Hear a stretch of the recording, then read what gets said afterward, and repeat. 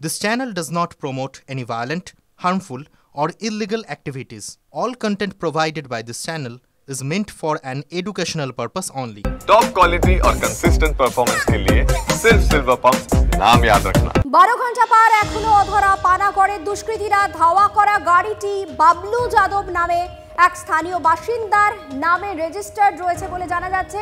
ঘটনার সময় গাড়িতেই ছিলেন বাবলু। সূত্রের খবর, গাড়িতে বাবলু ছাড়াও গাড়িতে ছিলেন আরও 4 জন। বাবলু পুরনো গাড়ির কাটাই ব্যবসায় যুক্ত। পুরনো গাড়ির যন্ত্রাংশ কেনাবেচা করেন। এলাকা ছেড়েছে বাবলু। বাড়িতে কেউ নেই। দুর্গাপুর থেকেই 2021 সালের 8ই নভেম্বর গাড়িটি কেনা হয়। উত্তরপ্রদেশেও গাড়িটি যাতায়াতের প্রমাণ মিলেছে। উত্তরপ্রদেশের ট্রাফিক আইন ভাঙার অভিযোগ আছে এই গাড়িটির বিরুদ্ধে। অর্থাৎ 12 ঘন্টা পর এখনও অধরা পানাগড়ের দুষ্কৃতীরা ধাওয়া করা গাড়িটি বাবলু যাদব নামে এক স্থানীয় বাসিন্দার নামে রেজিস্টার্ড রয়েছে বলে জানা যাচ্ছে। আরেকটু বিস্তারিত জানবো। আমাদের সঙ্গে রয়েছেন আমাদের প্রতিনিধি জয়ন্ত। আর কি তথ্য সামনে আসছে এই মুহূর্তে? দেখো, যে গাড়িটা ধাওয়া করেছিল বলে অভিযোগ, সেই গাড়িটা ক্রেতা গাড়ি। সেই গাড়িটার মালিকের পরিচয় পাওয়া গেছে। সেই মালিক হচ্ছে যেখানে এই দুর্ঘটনা ঘটেছিল সেখান থেকে প্রায় 200 মিটার দূরেই তার বাড়ি। অর্থাৎ বাবলু যাদব যার নাম, তার নামে গাড়ি। তার বাড়িতে পুলিশ গিয়েছিল এবং আমাদের সংবাদ মাধ্যমের প্রতিনিধিরাও তার বাড়িতে গেছিল। তার বাড়ি তালাবন্ধ, তার বাড়িতে এখন কেউ নেই। তাকে যদি পুলিশ গ্রেপ্তার করতে পারে বা তাকে যদি জিজ্ঞাসাবাদ করতে পারে, আটক করতে পারে, তাহলে এই গাড়িতে কারা ছিল সেগুলো পরিষ্কার হয়ে যাবে। এখন পুলিশের একমাত্র হচ্ছে যে বাবলু যাদবকে কোথায় আছে তার খোঁজ করা এবং তাকে জিজ্ঞাসাবাদ করে এই ঘটনার সঙ্গে কারা জড়িত তাদেরকে চিহ্নিত করা। ইতিমধ্যেই পুলিশ সিসিটিভি ফুটেজ দেখে গাড়িতে কারা কারা ছিল সেগুলো চেনার চেষ্টা করছে। যদিও এখনো পুলিশ সিসিটিভি ফুটেজে গাড়িটার ছবি পাওয়া গেছে, কোনো জায়গাতেই গাড়ির ভেতরে কারা ছিল তাদের কোনো ছবি এখনো পাওয়া যায়নি। পুলিশ এই বাবলু যাদবকে যতক্ষণ না পাচ্ছে ততক্ষণ পর্যন্ত এই রহস্যের কিনারা হবে না। চয়নিকা, ধন্যবাদ জয়ন্ত। কথা বলছিলাম আমাদের প্রতিনিধি জয়ন্তর সঙ্গে।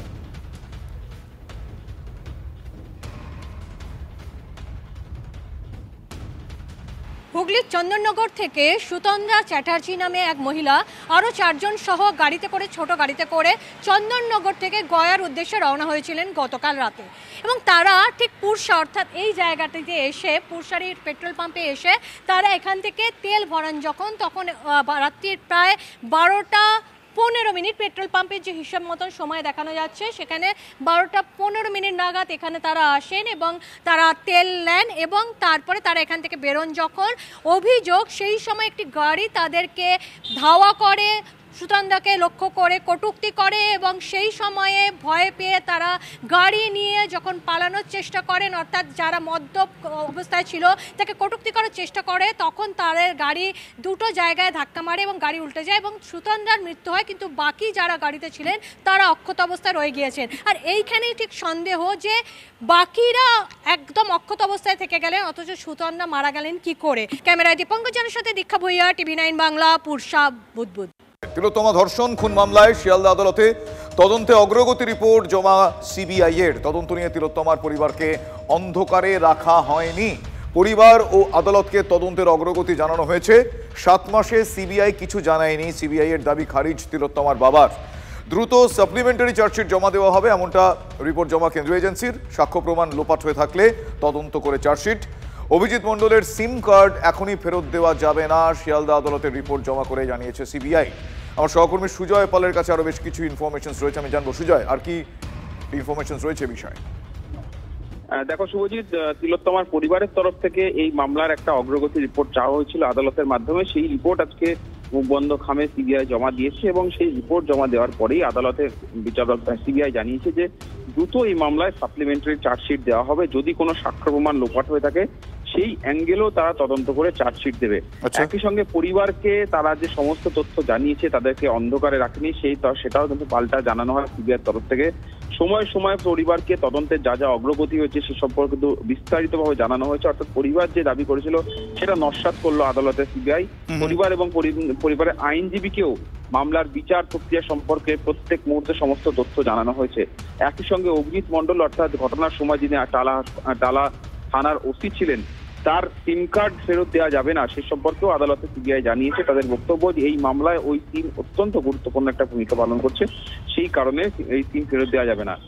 তার পাশাপাশি তিলোত্তমার পরিবারের তরফ থেকে তার বাবা বিচারককে জানিয়েছেন যে 7 মাস সিবিআই তদন্ত করছে, কলকাতা পুলিশ মাত্র কয়েকদিন তদন্ত করেছিল, কিন্তু সিবিআই যে যথোপযুক্ত সময়ে তাদের সঙ্গে নিয়মিত যোগাযোগ রাখছে না, ডে টু ডে আপডেট যেটা হচ্ছে সেটা জানানো হচ্ছে না। অন্য অভিযুক্ত যারা রয়েছে অর্থাৎ অভিজিৎ মণ্ডল, সঞ্জীব ঘোষ, তাদের বিরুদ্ধে কি কি পদক্ষেপ নেওয়া হয়েছে, কি কি তথ্য প্রমাণ সামনে এসছে, সেই সমস্ত কোনো তথ্য জানানো হচ্ছে না সিবিআই তরফ থেকে। এই সম্পর্কিত একাধিক আক্ষেপের কথা তারা জানান, যদিও বিচারক জানেন যে ওই যেন পরিবার নিজেকে ব্রাত্য না মনে করে। এই সিবিআই তরফ থেকে নিয়ম অনুযায়ী সমস্ত তথ্য জানানো হচ্ছে এবং ধৈর্য ধরতে অনুরোধ করেন। ধন্যবাদ Sujoy.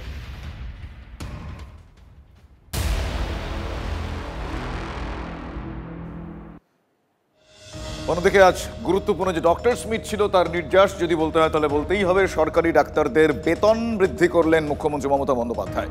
Intern, house staff, post graduate ট্রেনিদের ভাতা 10,000 টাকা বৃদ্ধি করা হলো। সিনিয়র ডাক্তারদের 15,000 টাকা করে বেতন বাড়ানোর কথা ঘোষণা করলেন তৃণমূল সুপ্রিমো মুখ্যমন্ত্রী মমতা বন্দ্যোপাধ্যায়।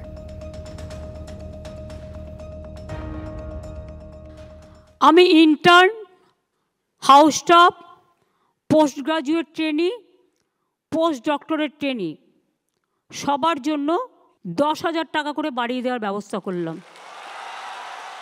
আমরা আগেও জুনিয়র এবং সিনিয়র রেসিডেন্ট যারা ছিল তাদের স্যালারি আমরা বাড়িয়েছিলাম, বাট আরও কিছু বাড়ানো দরকার। তাই আমরা সিদ্ধান্ত নিয়েছি সর্বস্তরের সিনিয়র রেসিডেন্টদের স্যালারি আমরা 15,000 টাকা করে বাড়িয়ে দেব। ফলে ডিপ্লোমাধারী সিনিয়র রেসিডেন্টদের স্যালারি বর্তমান 65,000 থেকে বেড়ে হবে 80,000। পোস্ট গ্র্যাজুয়েট সিনিয়র রেসিডেন্টদের স্যালারি বর্তমানে 70,000 থেকে বেড়ে হবে 85,000। আর পোস্ট ডক্টরেট সিনিয়র রেসিডেন্টদের স্যালারি বর্তমানে 75,000 থেকে বেড়ে হবে 1 লাখ। মুখ্যমন্ত্রীর এই ঘোষণার পর সিনিয়র ডাক্তাররা তারা কি বলছেন তাদেরকে প্রতিক্রিয়া আপনাদের শোনাবো, পাশাপাশি বিরোধীরা এই ঘোষণাকে কিভাবে দেখছে সেটাও শোনাবো।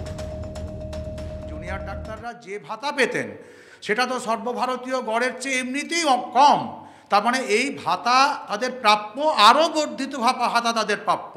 তার সঙ্গে আমার মেয়ের হত্যাকাণ্ডের, বাংলার মেয়ের বিচারহীন 200 দিন চলে যাওয়া এবং এই হত্যাকাণ্ডের জন্য যে পরিবেশ তৈরি হয়েছিল সেইটার বিরুদ্ধে যে আন্দোলন, সেই আন্দোলনের থেমে যাওয়ার বা সেই আন্দোলন স্তীমিত হওয়ার কোনো সম্পর্ক নেই।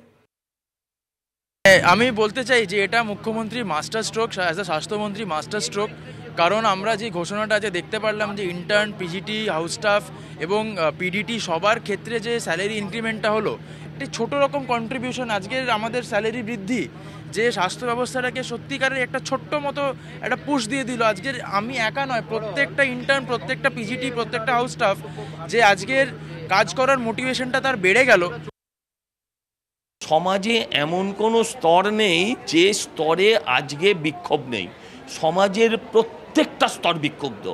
ডাক্তারদের আন্দোলনটা এই জায়গায় যেতেই পারতো না যদি সমাজের সর্বস্তরের মানুষ সেখানে না দাঁড়াতেন। শুধু ডাক্তারের মাইনে বাড়িয়ে, ডাক্তারের কিছু সুযোগ সুবিধা দিয়ে ডাক্তারের মুখ বন্ধ করা যায়, সমাজের মুখ তো বন্ধ করা যাবে না। ভয় ভীতির পর কিছু অনুদান, এটা হচ্ছে বাংলার মুখ্যমন্ত্রীর নির্বাচনের স্টাইল, রাজনীতির স্টাইল। সেই বাংলার মুখ্যমন্ত্রী চিকিৎসক সমাজের মধ্যে আরেকটা বিভাজন তৈরির চেষ্টা করছে। অর্থাৎ চিকিৎসক সমাজের এই আন্দোলন তাকে যে প্রশ্নের মুখে দাঁড় করিয়েছে, সেই প্রশ্নের উত্তর তিনি দিলেন না। তিনি প্রশ্নের উত্তর না দিয়ে বিপথে সেই চিকিৎসক সমাজকে বিভাজিত করে তার অনুগত আরেকটা চিকিৎসক বাহিনী তৈরি করতে চাইছেন। সরকারি হাসপাতালে 8 ঘন্টা পরিষেবা দিন, তারপর প্রাইভেটে প্র্যাকটিস করুন। ডাক্তারদের কাছে এই বার্তাই রেখেছেন মুখ্যমন্ত্রী মমতা বন্দ্যোপাধ্যায়। সরকারি চিকিৎসকদের রোগী দেখার পরিধি 20 থেকে বাড়িয়ে 30 কিলোমিটার করার কথাও ঘোষণা করেছেন মমতা বন্দ্যোপাধ্যায়। সিনিয়র ডাক্তাররা যেমন চিকিৎসা দেয়, হাতে কলমে শেখান, তাদের আমি অনুরোধ করব, দয়া করে শুধু জুনিয়রদের ওপর দায়িত্ব দিয়ে সিজারিয়ান থেকে শুরু করে হার্ট অপারেশন থেকে শুরু করে আপনারা ছেড়ে দেবেন না। আপনারা মিনিমাম 8 ঘন্টা সরকারি পরিষেবা দিন, তারপরে প্রাইভেট প্র্যাকটিস করুন, আমার আপত্তি নেই। আমি 20 কিলোমিটারটা 30 কিলোমিটার করে দিচ্ছি, কারণ কলকাতায় 30 কিলোমিটারের মধ্যে অনেক হসপিটাল আছে। করুন না, কে বারণ করেছে? কিন্তু 8 ঘন্টা সরকারি পরিষেবা দেওয়ার সময় প্লিজ দয়া করে যাবেন না।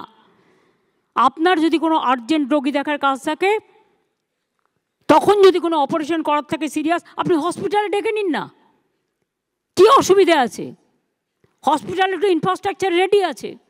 কিন্তু সরকারি পরিষেবাটার সময় প্লিজ দয়া করে আপনাদের কাছে আমরা কৃতজ্ঞ থাকব যদি এইটুকু সেবা দেন। আগে দর্শনধারী, তারপর গুণবিচারী। ধনধান্য স্টেডিয়ামে ডাক্তারদের সঙ্গে বৈঠকে সরকারি হাসপাতাল প্রসঙ্গে এমনই মন্তব্য করলেন মুখ্যমন্ত্রী। তিনি বললেন, ক্ষমতায় এসে আগে সরকারি হাসপাতালগুলিকে তিনি ঢেলে সাজিয়েছেন। আগে যেতাম পিজি হসপিটালে, ছোট্ট ছোট্ট গেট, একটা দুর্ঘটনা ঘটে গেলে বেরোবার জায়গা পর্যন্ত নেই। তখনই সঙ্গে সঙ্গে আমরা সিদ্ধান্ত নিই, হাসপাতালের গেটগুলো আগে বড় করো, হসপিটালগুলো রং করো, হসপিটালগুলো নাইট শেল্টার করো। এগুলো করার প্রয়োজন আছে, কারণ আমরা সবাই জানি আগে দৃষ্টি সুন্দরী, তারপরে গুণবিচারী। অর্থাৎ আগে দেখতে হবে আপনাকে ব্যবহার সুন্দরী, তারপরে গুণবিচারী। উনি বলছেন কি দৃষ্টি সুন্দরী গুণবিচারী, আমি বলছি ওপরে কোঁচার পত্তন, ভেতরে ছুঁচোর কেত্তন। ও গেটগুলো যা করে দিয়েছে দেখলে মনে হবে রাজভবনে ঢুকছেন, ভেতরটা কিন্তু সেই মৃত্যুপুরী আছে। আবার তলায় লাল নীল আলো, মুনলাইট বার দেখলে মনে হয় হসপিটালগুলো, কিন্তু ভেতরে দেখুন সেই হতাশার অন্ধকারটা একই আছে, বরঞ্চ বেড়েছে তো কমেনি। 14 বছর পরেও স্বাস্থ্য ব্যবস্থা নিয়ে বামেদের তোপ মমতার। বাম আমলে প্রতিমন্ত্রীর হাতে ছিল স্বাস্থ্য দপ্তর, আর সেই কারণে উন্নতি হয়নি। একজন প্রতিমন্ত্রীর পক্ষে গোটা স্বাস্থ্য ব্যবস্থার উন্নয়ন সম্ভব নয়। ধনধান্য স্টেডিয়ামে অডিটোরিয়ামে ডাক্তারদের সঙ্গে বৈঠকে আজ এমনই মন্তব্য করলেন। আবারও বাম জমানার প্রসঙ্গ টেনে আনলেন মুখ্যমন্ত্রী মমতা বন্দ্যোপাধ্যায়। আমি বামফ্রন্ট সরকারের আমলে দেখেছি তারা চিকিৎসা ব্যবস্থাটাকে অবহেলা করতেন। আমি কেন বলছি তার প্রমাণ হচ্ছে, একজন রাজ্যমন্ত্রী স্বাস্থ্য দপ্তর চালাতেন, তার কিছুই করার ছিল না, কোনো রকম চলতো টিমটিমিয়ে স্বাস্থ্য ব্যবস্থা। আমি কেন নিজের কাছে স্বাস্থ্য দপ্তর রেখেছিলাম, তার একটাই কারণ, এই যে স্বাস্থ্য বিভাগে উন্নয়ন, এই উন্নয়ন কখনোই একটা রাজ্যমন্ত্রীর পক্ষে করা সম্ভব নয়, এবং এটা একটা ভাস্ট এরিয়া, টোটালটার নজর রাখা।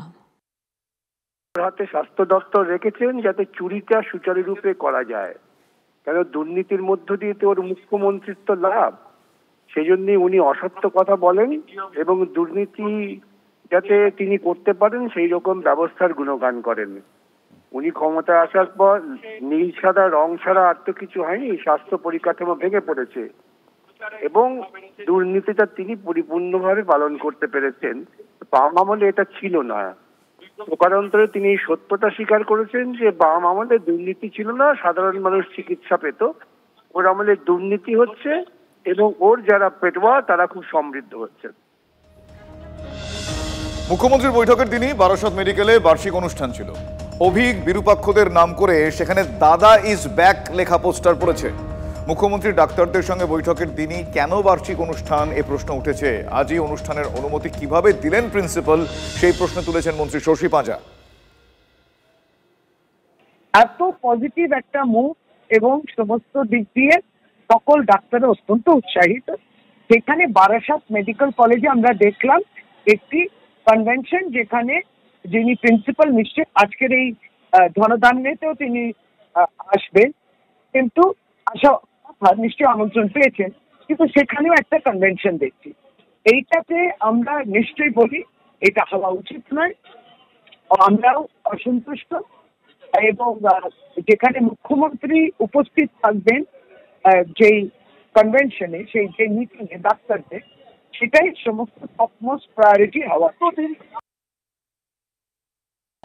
আমাদের জ্যোতিপ্রিয় মল্লিক, সে আসার পর তাকে বলা হচ্ছে সে ভীষণ ভালো কাজ করে। আজকে অনুব্রত মণ্ডল, মানে কোনো শাস্তি নেই।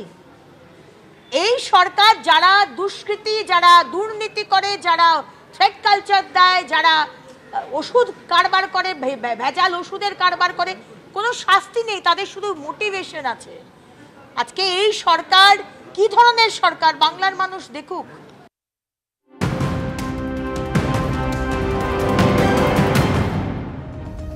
অন্যদিকে তৃণমূল বিধায়কের বিরুদ্ধে হুমকির অভিযোগ তুললেন এবার খোদ দলেরই সাংসদ বেহালা পূর্বের বিধায়ক রত্না চট্টোপাধ্যায়। তার বিরুদ্ধে হুমকি দেওয়ার অভিযোগ সাংসদ কল্যাণ বন্দ্যোপাধ্যায় হাইকোর্টে আবেদন করে মামলা করতে চেয়েছেন তিনি। সম্প্রতি শোভন চট্টোপাধ্যায়ের বিবাহ বিচ্ছেদ মামলায় কলকাতার প্রাক্তন মেয়রের হয়ে সওয়াল করেন কল্যাণ বন্দ্যোপাধ্যায়। গত সপ্তাহে শেষ হয়েছে সেই মামলার শুনানি। এরপরই রত্না চট্টোপাধ্যায়ের বিরুদ্ধে হুমকি দেওয়ার অভিযোগ করেছেন বর্ষিয়ান আইনজীবী। শুধু কল্যাণ বন্দ্যোপাধ্যায় নন, তার মেয়েকেও নাকি হুমকি দেওয়া হচ্ছে, এমনটাই অভিযোগ করেছেন কল্যাণ বন্দ্যোপাধ্যায়। বুধবার মামলার শুনানি চেয়ে হাইকোর্টের দ্বারস্থ হয়েছেন কল্যাণবাবু।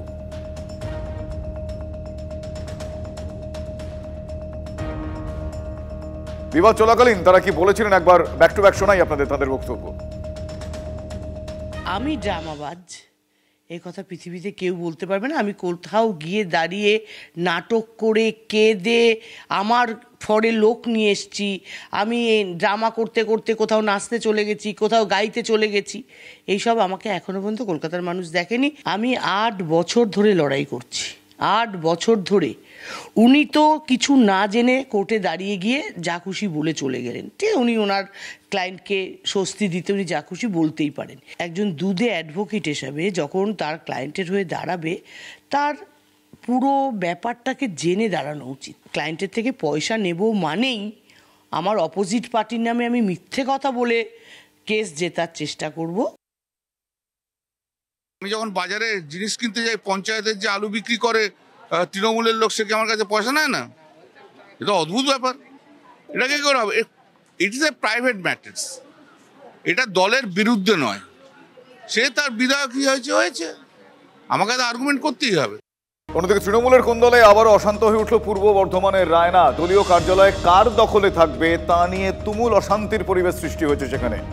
যুযুধান বিধায়ক এবং ব্লক তৃণমূল সভাপতির গোষ্ঠী। হিজলনা এলাকায় তৃণমূলের দলীয় কার্যালয়ের দখল নিয়ে বিবাদে জড়িয়ে পড়ে বিধায়ক শম্পাধারার গোষ্ঠী এবং রায়না 1 নম্বর ব্লক তৃণমূল সভাপতি বামদেব মণ্ডলের অনুগামীরা। পার্টি অফিসের ভিতরে ঢুকে পড়ে তৃণমূল ব্লক সভাপতির লোকজন, বাইরে ভিড় করে বিধায়কের অনুগামীরা, আর পরিস্থিতি নিয়ন্ত্রণে এলাকায় পৌঁছয় রায়না থানার পুলিশ। অনেকটাই হাতের বাইরে চলে যায় পরিস্থিতি। দুই গোষ্ঠীর মধ্যে বিবাদে আবারও গোষ্ঠীকন্দল প্রকাশ্যে। যিনি পরিচালনা করছেন ব্লক প্রেসিডেন্ট, তিনি আজকে কাউকে গুরুত্ব দেয় না, কাউকে মারবো ধরবো চমকা ধমকা এরকম করছে। তার জন্য আমরা চুপচাপ ছিলাম। আমরা এতদিন আমি অসহায় ছিলাম 2.5 বছর। আমি এখন একটু সুস্থ হওয়ার জন্য আমি সকল কর্মীকে ডেকে নিয়ে আজকে আমি আলাপ আলোচনা করতে শুরু করে দিচ্ছি। সমস্যা এখানে একটাই ব্যক্তি, আমাদের ব্লক সভাপতি। উনি চান না যে আমাদের কেউ পুরনো দিনের যারা কর্মী তেনারা কেউ পার্টিরা করুক। সমস্ত ভেঙে দিয়ে উনি পার্টি অফিসটাকে নিয়ে চলে গেছে টোটালটা শ্যামসুন্দর থেকে উনি সমস্তটা পরিচালনা করবেন। কিছু বলতে গেলে গ্যাঞ্জা দিয়ে ঢুকিয়ে দেবো, মারবো ধরবো, এই হুমকি চালিয়ে যাচ্ছে। আমরা সেই হুমকিকে আমরা প্রত্যাশা করি না, আমরা চালিয়ে যাব, আমরা পার্টি করছি। উনি হাঁটতে পারেন না, ওনার পায়ের অবস্থা এমনি খুব খারাপ। আর ওনাকে যদি গুরুত্ব না দিই তাহলে ওনার মেয়েকে পঞ্চায়েতের টিকিট দিলাম, নিজের ভাইজিকে পঞ্চায়েতের টিকিট দিলাম। যে মেয়ের ভোটার লিস্টে নাম আছে বাউরপুরে, বিয়ে হয়েছে নতুন অঞ্চলে, তা সত্ত্বেও তো মেয়েকে পঞ্চায়েতের টিকিট দিলাম আর নিজের ভাইজিকে দিলাম, তাহলে অভিযোগটা কী করে আসবে? অন্যদিকে খাস কলকাতার স্কুলে ছাত্র নিরাপত্তা নিয়ে একটা বড় সড়ো প্রশ্ন উঠে গিয়েছে। খোদ টিচারের বিরুদ্ধে, স্যারের বিরুদ্ধে ব্যাড টাচের অভিযোগ টালা আদর্শ বালিকা বিদ্যালয়ের ঘটনা এটি। অভিযুক্ত শিক্ষককে ইতিমধ্যেই সাসপেন্ড করেছে স্কুল কর্তৃপক্ষ। ঘটনার রিপোর্ট তলব করেছে মধ্যশিক্ষা পর্ষদের রিপোর্ট জমা দিয়েছেন ডিআই। স্কুলের ক্লোজ সার্কিট ক্যামেরার যে ফুটেজ, সেই সিসিটিভি ফুটেজ খতিয়ে দেখে তদন্ত চলছে। স্কুলের তরফে পুলিশে মৌখিকভাবে অভিযোগ দায়ের করা হয়েছে। স্কুলেরই এক শিক্ষকের বিরুদ্ধে ব্যাড টাচের অভিযোগ এনেছেন স্কুলেরই এক ছাত্রী।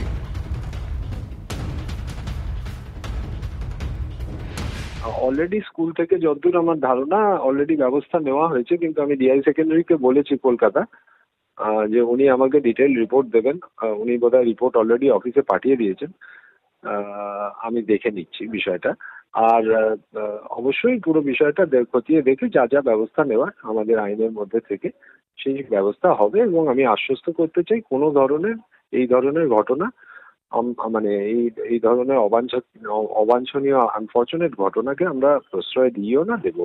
ক্যানিং পূর্বের বিজেপি কর্মীর জমি বাড়ি দখলের অভিযোগ উঠছে এবার তৃণমূল কংগ্রেসের বিরুদ্ধে। বিজেপি কর্মীর পরিবারকে সঙ্গে নিয়ে কলকাতা হাইকোর্টের দ্বারস্থ হয়েছেন অগ্নিমিত্রা পাল।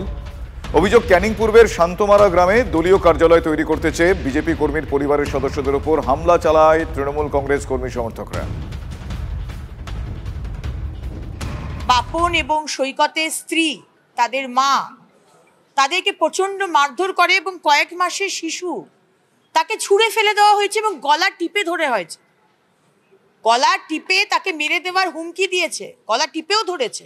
300-350 গ্রামের লোক ঘেরাও করে এনাদেরকে দরজা বন্ধ করে দিয়ে সামনে সিমেন্টের পিলার লাগিয়ে অ্যাসবেস্টস শীট লাগিয়ে তৎক্ষণাৎ তারা টিএমসির পার্টি অফিস বানিয়ে দিয়েছে। পুলিশ জীবনতলা থানায় বারবার ফোন করা সত্ত্বেও পুলিশ আসেনি। পুলিশ যখন এসেছে পুলিশের সামনে তারা পার্টি অফিস বানাচ্ছে, পুলিশ দাঁড়িয়ে দেখছে। যে আজকে পশ্চিমবঙ্গের কি অবস্থা একবার দেখুন। 2026-এ বিধানসভা নির্বাচন আসন্ন, তার আগে কি ভোট কুশলী সংস্থার কাজে লাগাম? সীমাবদ্ধ হয়ে যাচ্ছে কি ভোট কুশলী সংস্থার ভূমিকা? দল চালাবেন দলের নেতারাই, সংস্থাকে বার্তা তৃণমূল কংগ্রেসের শীর্ষ নেতৃত্বের, এমনটাই সূত্র মারফত জানা যাচ্ছে। সংগঠন পরিচালনার ক্ষেত্রে ক্ষমতা হ্রাস আইপ্যাককে বার্তা গিয়েছে, আইপ্যাকের উদ্দেশ্যে বার্তা গিয়েছে তৃণমূলের শীর্ষ নেতৃত্বের তরফ থেকে। সমীক্ষা সহ নির্দিষ্ট অ্যাসাইনমেন্টে কাজে লাগানো হবে আইপ্যাককে, এমনটাই তৃণমূল শীর্ষ নেতৃত্বের মনোভাব, এমনটাই সূত্র মারফত জানা গিয়েছে।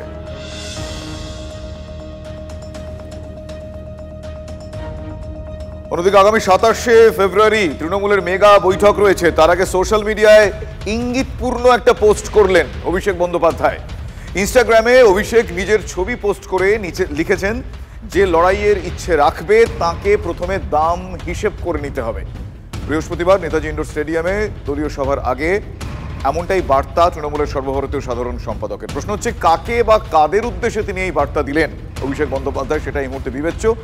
বিরোধী বিজেপিকে নাকি দলেরই ভেতর কোনো বিরোধী গোষ্ঠীকে ঘুরিয়ে এই বার্তা দিতে চাইছেন তৃণমূল কংগ্রেসের অন্যতম অভিষেক বন্দ্যোপাধ্যায়, সেই প্রশ্নটা এই মুহূর্তে উঠেছে। তবে তার এই পোস্ট এই মুহূর্তে যথেষ্টই গুরুত্বপূর্ণ, বিশেষ করে আগামী 27শে ফেব্রুয়ারি এই মেগা বৈঠকের আগে।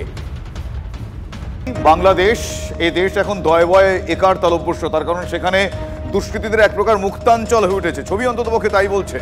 দুর্বৃত্তদের টার্গেট থেকে বায়ুসেনা ঘাঁটিও বাদ যায়নি। দেখুন সেই ছবি। কক্সবাজারে বায়ুসেনা ঘাঁটিতে হামলা চালানো হয়, নিহত এক, বেশ কয়েকজন জখম। সমিতিপাড়ায় বায়ুসেনা ঘাঁটিতে হামলা চালায় দুর্বৃত্তরা। বাংলাদেশের প্রতিরক্ষা আক্রান্ত, ঘর সামলাতে বেসামাল মোহাম্মদ ইউনূস প্রশাসন। দেখুন সেই ছবি।